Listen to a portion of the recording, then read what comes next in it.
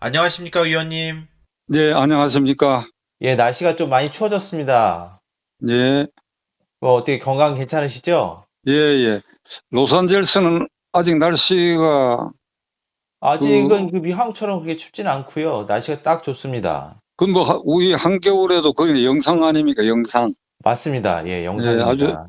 살기 좋은 곳이지. 네. 그나저나 지난 1회 방송을 시작으로 또 LA 예, 구민들이 아주 반응이 뜨겁습니다. 어, 감사합니다. 지난 이제 1회 방송으로 1주간 많은 일들이 일어났습니다, 위원님. 예, 미국 대선에서 도널드 트럼프 후보가 47대 미국 대통령으로 당선됐습니다. 예. 예, 어떻게 좀 생각하시는지 소감 한마디 말씀해 주시죠. 사실은 제가 미국 정치에 대해서 관심은 있지만 깊이는 잘 모릅니다.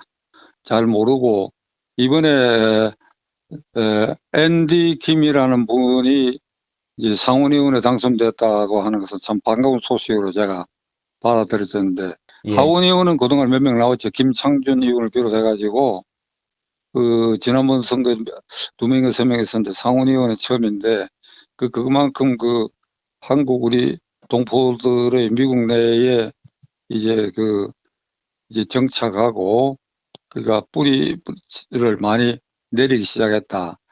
그래서 앞으로 한 2, 30년 안에 코리안 대통령이 나오지 않겠느냐 하는 희망을 가져봅니다. 네, 한국 사람 대통령.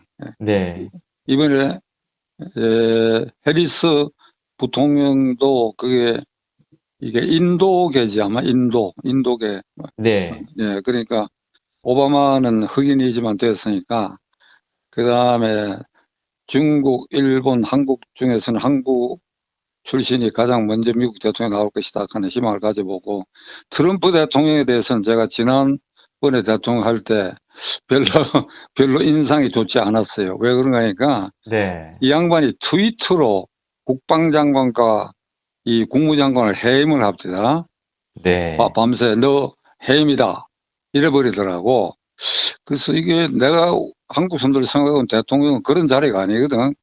예, 국방장관이나 국무장관을 그런 식으로 해임해버리고, 그 다음에 그 당시 관계에 있어서도 한미 동맹, 특히 주한 미군 지금 28,500명 있는데 그 주둔 비용을 계속 올리라고 계속 그걸 예, 공개적으로 자꾸 얘기하더라고. 그래서 이 양반은 사업가 출신이 돼서 그런지 동맹 관계도 말이야 미군 주둔비를 올려달라고 하면 뭐 회담을 통해서는 좀 은근슬쩍 얘기하면 될 텐데 아주 공개적으로 올려라.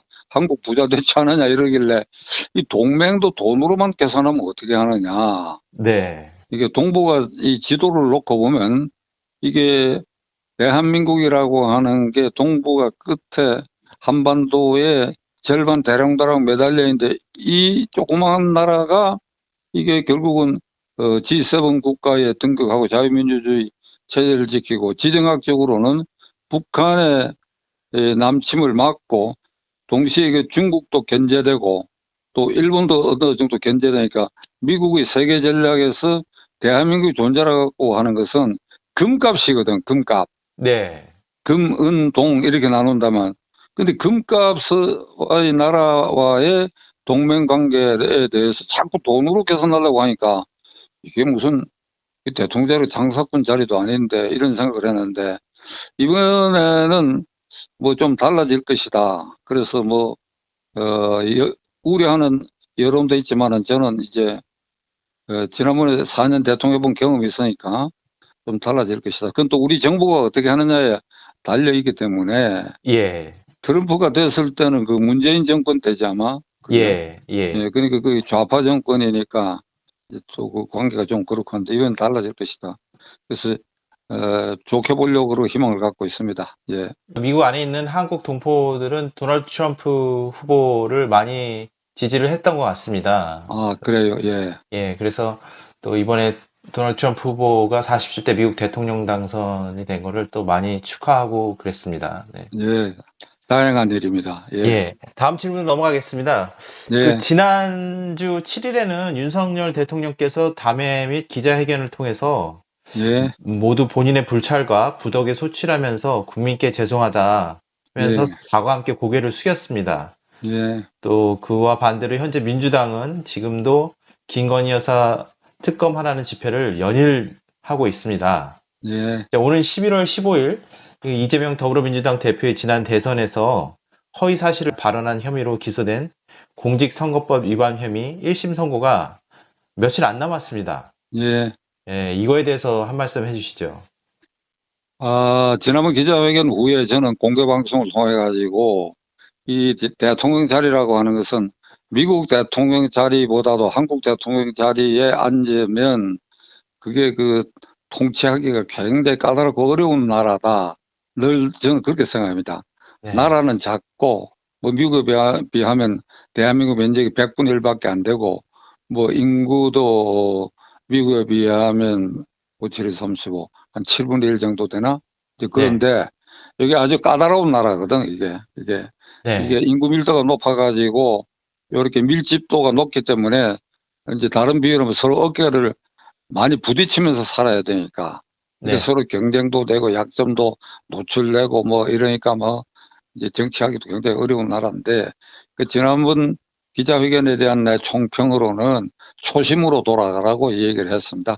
초심. 네, 네, 처음 당선될 때 공약한 사항으로 이제 그런 얘기를 했고 그러니까 뭐 그건 조금 지켜봐야 되겠는데 지금 이제 이번 주 들어와서 그리고 앞으로 당분간 어느 시점까지라고는 예견하기 어렵지만은 이번 15일 오늘이 월요일이니까 금요일 날 있을 이재명 대표의 지금 기소된 사건이 여러 개인데 그중에 제1차로 공직선거법 위반 사건에 대한 1심 판결이 있는 날입니다. 네, 이건 미국 제도하고 우리가 좀 다른데 그러니까 이제 55일 전에 결심을 해서 공판을 끝내고 검사의 의견이 징역 2년형을 선고해달라. 검사 의견이라고는 그냥 의견이지요. 그걸 네, 우리가 흔히 구형이라고 하는데 판사가 거기 얽매일 필요는 없지만은 대체로 검사가 그런 의견을 갖고 있다 하는 건 이제 일반 국민들도 그걸 참고로 귀담아 듣고 있습니다. 그게 이제 그날 판결이 있게 되는데 이게 이 판결을 앞두고 지금 우선 첫째로 이재명 대표와 민주당의 입장은 이번 이 판결에서 벌금 100만 원 이상이 선고되면 자격을 상실하게 돼요. 예, 지금 있는 그 국회의원직을 상실하게 돼버려. 상실하게 되면 이제 어찌 되냐 하면 그 당 대표직은 날아가는 건 아니지만은 그렇게 되면 실제로 날아가지. 왜냐면 당내에 잠재적인 반대파들도 많고 하니까 예, 그렇게 되면 이제 이재명의 정치적 생명은 상당히 위험해지는 것이죠. 물론 이게 고등법원과 대법원까지의 확정 판결 단계가 있지만은 네, 공직선거법 위반 사건은 1심이 6개월 안에 기소돼서 6개월 안에 판결해야 되고 2심은 3개월 안에 대법원은 3개월 안에 이렇게 해서 공직선거법 위반은 기소되고 1년 안에 결판이 나야 되는데 네, 이게 1심이 지금 2년, 2년 만에 판결이 나. 그러니까 이게 음, 일종의 뭐 법원이 뭐 이거 변명할 여지가 없는데 일종의 사보타지라고 볼 수 있지. 네, 그러나 지금 이제 정권도 바뀌고 그러니까 문재인 정권 때의 그 대법원장 김명수 대법원장 시절에는 친정부적 입장을 취했기 때문에 이제 이런 현상이 생겨났는데 이제는 정권도 바뀌고 이랬으니까 1심에서 벌금 100만 원 이상의 선고되면 신속히 고등법원, 대법원 3개월, 3개월 만에 결판이 나게 될 것이다. 그러면 완전히 자격을 상실하게 된다. 그렇게 되면 당대표 유지도 이제는 끝난다. 그러니까 당내 이제 반대 세력이 도사리고 있거든요. 그래서 네, 상징적으로 이번 금요일 날 판결이 나도 그게 자격상실형 100만 원 이상의 판결이 난다고 하도 이게 반 이재명파, 그러니까 이게 친문재인파라고 그래가 친문파라 그러고 네, 이재명파는 친명파라 그러거든. 네, 그러니까 친문파가 고개를 들고 공격하기 시작하면 그게 굉장히 위태로워진다. 그러니까 당내에 굉장히 요동을 칠 수 있다. 근데 이것이 지금 내다 보여요. 그래서 이 판결이 어떻게 나느냐 하는 것은 이게 관심 있는 국민들에게 이게 초미의 관심사다. 그러니까 이게 눈앞에 곧 있을 이 판결이 어찌 되나.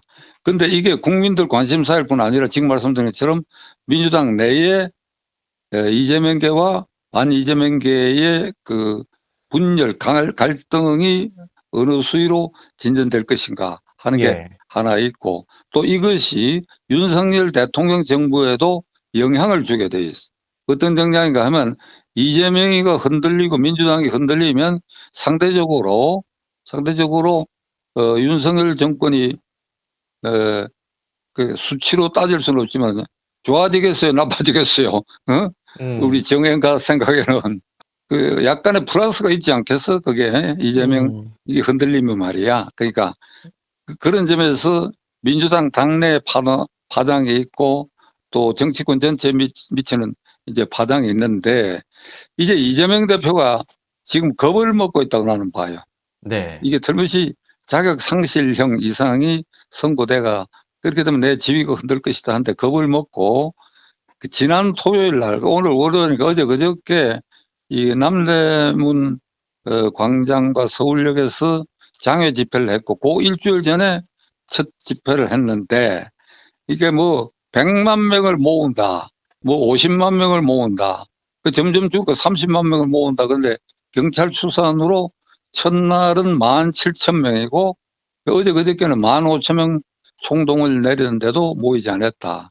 그리고 그 자리에서 이재명 대표도 이 윤석열 정권에 대해서 공격은 했지만은 탄핵해야 되겠다, 이런 예. 말은, 탄핵이란 말은 안 했어요. 왜 그러니까 지금 자기의 판결을 앞두고 윤석열 정권을 흔들어 가지고 그 흔드는 파동이 사법부에도 미치게 하기 위해서는 아주 거세게 몰아쳤으면 좋겠는데 민심이 그게 따라가질 않거든. 네. 윤석열 대통령의 지지율이 지난번에 말씀드렸듯이 20% 이하로 내려앉았고 허우적거리는 건 틀림없지만은, 네. 그렇다고 박근혜 대통령 탄핵을 경험한 국민 입장에서는 지금 이 판에 거기까지 당장 지금 진행되는 걸 이게 원치 않는다 하는 분위기가 있으니까 네. 이재명 대표도 탄핵이란 말은 그날도 안 꺼내고 그냥 정부 공격만 하고 검찰 공격만 하고, 그리고 법원에 대한 공격은 일체 하지 않았어요. 그러니까 자기 생각은 그 가령 100만 명을 모은다, 수십만 명을 모아가 뭐 서울 중심가가 완전히 몇 시간 마비가 됐다, 이러면 그 이재명의 그 위력을 보여주는 것이지요. 그렇게 네. 되면 윤석열 정권에서도 이게 움츠러들고, 그걸 본 사법부의 구성원들인 판사, 특히 그 공직선거법 위반 사건을 맡은 판사도 야, 이거 이재명이 무섭구나, 이런 생각을 사람이니까 할 수 있겠지요. 예. 그런 생각을 하게 되면 결국 판결에도 사람이니까 그런 영향을 미칠 수 있겠냐, 이제 이런 계산이 깔려 있는데 그 집회는 실패해 버렸다고. 실패. 네. 왜 그러니까 안 모인 거예요. 안 모인 거. 경찰 수산으로 뭐 2만 명 미만 모였다 하는 거, 그거는 뭐 그 목표치에도 미달할 뿐 아니라 그거는 그 실패한 겁니다. 그러니까 그걸로 위세를 보이려고 했던 것은 일단 실패를 했다. 그래서 그것이 그 대중 집회에 엄청난 굉음을 일으키고 천지를 진동하고, 이야, 이거 하늘이 무섭구나, 민심이 정말 천심이구나, 이재명은 정말 위대하구나, 저거 정말 억울하게 당하고 있구나, 이런 느낌이 있으면 판사들도 뭐 그 위축되지 않겠어요? 근데 그런 느낌 전혀 없다. 전혀 예. 없다. 예. 그러니까 그런 점에 있어서 이재명의 사법부 압박은 이제 현상적으로 보이는 것으로는 이제 실패하고 있다. 그러나 제 입장에서 봐서 그렇다고 해가지고 그 판결 내용이 이재명에게 반드시 불리하게 꼭 100만 원 이상의 자격상실형이 내려지겠느냐 하는 그것은 그건 이제 예. 두고 봐야 할 일이고, 그게 이제 이재명이가 이제 지난 주말과 오늘 사이에 어떤 또 민주당이 전략을 쓰는 거니까 내년도 예산 심의에 있어서 법원에서 청구한 예산을 증액을 법사위원회에서 결의를 했어. 네네. 그리고 이제 원래 각 행정 각 부처와 그리고 법원 내에서 이제 예산 요구를 하면 국회가 심의를 하는데 거기에 법원이 요구한 것에서 덤을 올려준 거예요. 어? 예, 예. 예를 들면 차비가 1,000원이 필요한데 한 1,500원 주는 꼴이라 이렇게 올려주고 반대로 검찰에는 법원에 올려준 그거 배 이상으로 깎아버렸어. 네. 깎았다고. 검찰의 예산은 깎아. 지금 검찰은 조국 의원 등 이거 민주당 일부에서는 검찰 폐지하자 그러거든. 검찰청 없애버리자 그런단 말이야. 네. 그 알고 계시죠, 정앵카? 예, 예, 예. 검찰청 아주 문 닫게 하자 이거지. 그 문 닫으면 어떻게 하느냐? 그 새로운 수사기관을 만들자 이 말입니다. 그러니까 지금은 이 검찰청 없애버리자는 거지. 그러니까 이게 왜 그러니까 이게 맨 가짜 사건 만들어가 기소하고 이러니까 이걸 없애버리자 이래갖고 보복적으로 검찰청 예산은 깎았다. 그러면 이것도 법원에 이제 일종의 이게 표현이 어떨지 몰라도 좀 아첨하는 거지요. 그렇지요? 네. 예, 판사 앞에서는 좀 아양을 떠는 것이지. 예. 그리고 검사 앞에서는 너희 놈들 나쁜 놈들이라고 그러고, 예. 이게 예산도 깎는다 그러고. 예. 이제 이런 모습을 오늘 현재 이제 보이고 있는데, 요게, 글쎄, 법원에 이 당근을 준다고,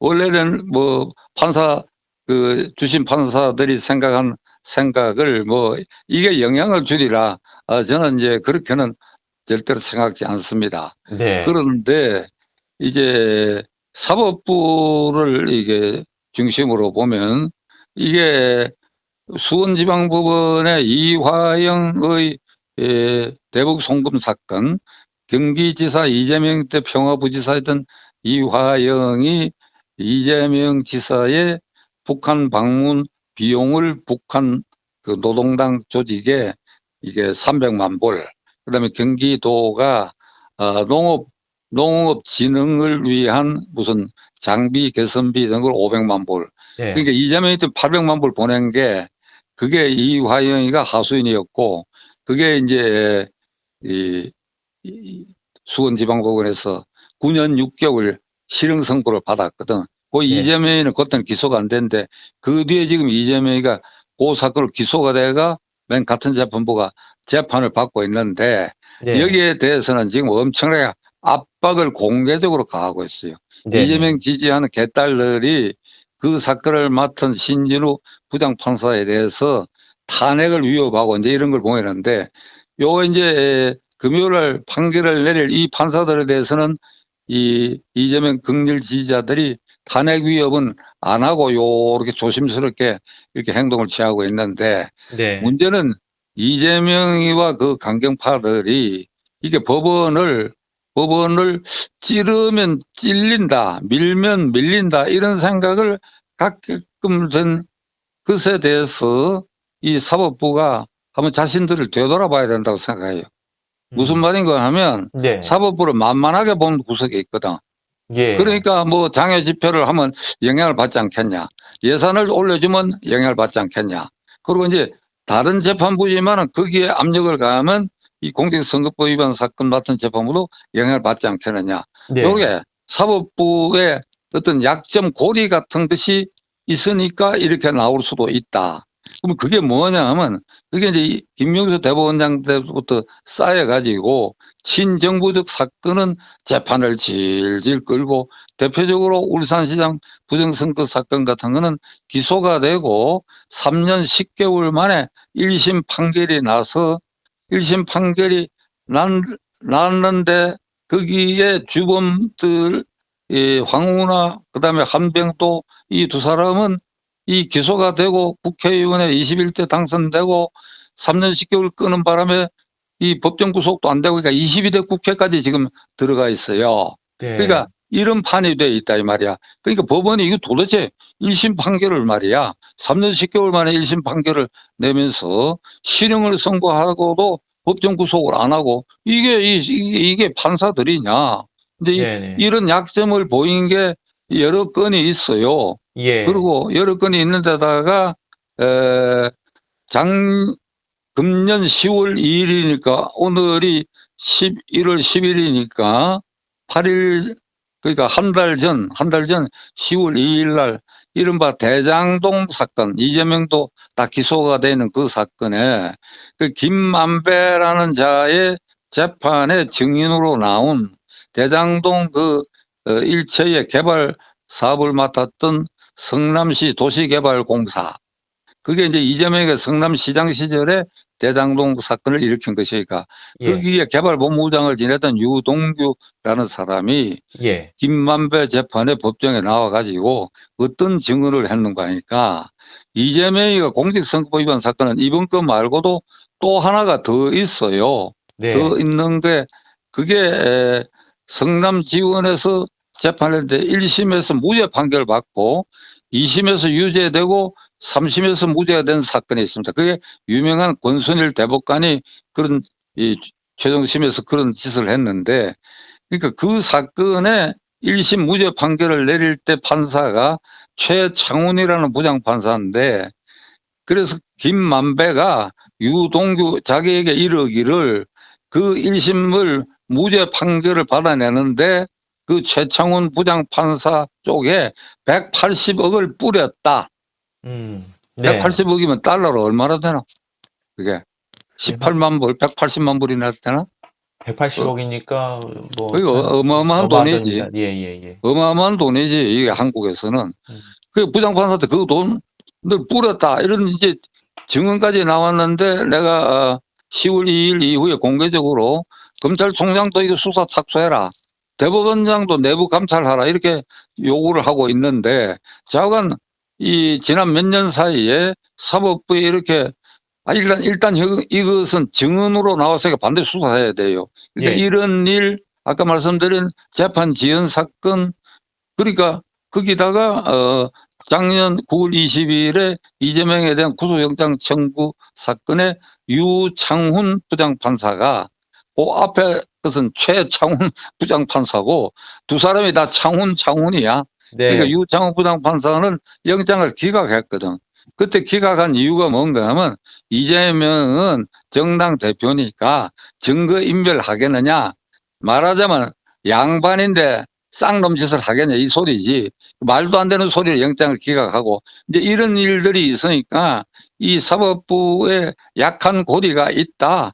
그러니까 장외 집회에서 대규모로 모으고 싶은데 실패했다. 두 차례 뭐 실패를 했다. 그러니까 이제는 예산을 한번 증액해 본다.